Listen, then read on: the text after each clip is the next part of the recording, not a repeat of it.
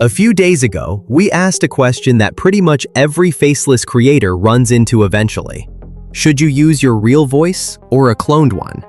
Most people just pick whichever is easier. But honestly, that's the worst way to make the call. So today, let's talk about what actually moves the needle. First, let's clear up the legal side, because people make a much bigger deal out of it than it really is. YouTube only asks for a disclosure if you clone a specific real person's voice. If you're using a generic or custom AI voice for a faceless channel, you're fine. Disclosure isn't your main obstacle here. It's just a checkbox, not a strategy. Here's what you actually need to worry about. Watch time. Retention is everything on YouTube. If a voice sounds robotic, flat, or weirdly inconsistent, viewers click away in seconds.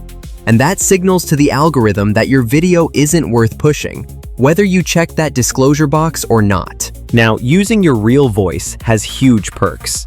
It feels naturally warm, it catches all those subtle human inflections, and viewers build trust faster when they feel a real human behind the mic, even on a faceless channel. The catch? It doesn't scale well. Recording and editing your own audio for 4 or 5 videos a week takes a ton of time. Add in a scratchy throat or a bad day, and suddenly consistency becomes a real headache. On the flip side, a cloned voice scales effortlessly. You get rock-solid consistency across every upload, and you can instantly dub content into multiple languages. But the downside is brutal. If you just hit export with default settings without adjusting pacing, emotion, or pauses, it sounds like, well, a generic bot. And nothing kills viewer retention faster in those first 15 seconds than a lazy AI voice. So here's how you should actually look at it. It's not real versus cloned. It's produced versus unproduced.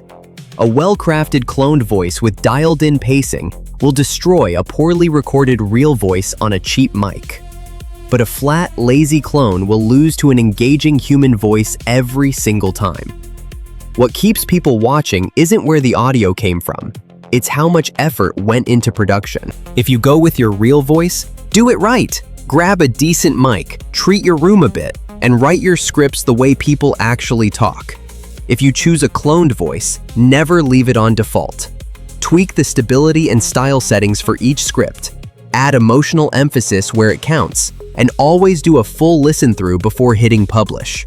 Treat it just like proofreading. If you're running a serious operation, multiple channels, different languages, the hybrid route is usually the sweet spot. Record your own voice as the base model, and then clone that. That way, your AI audio keeps your actual cadence, natural pauses, and vocal tone, instead of sounding like every other channel out there. At the end of the day, the question isn't whether your voice is real or synthetic. It's whether it sounds good enough to keep someone listening for the next 8 minutes. Hit subscribe for more deep dives into content strategy, and I'll catch you in the next video.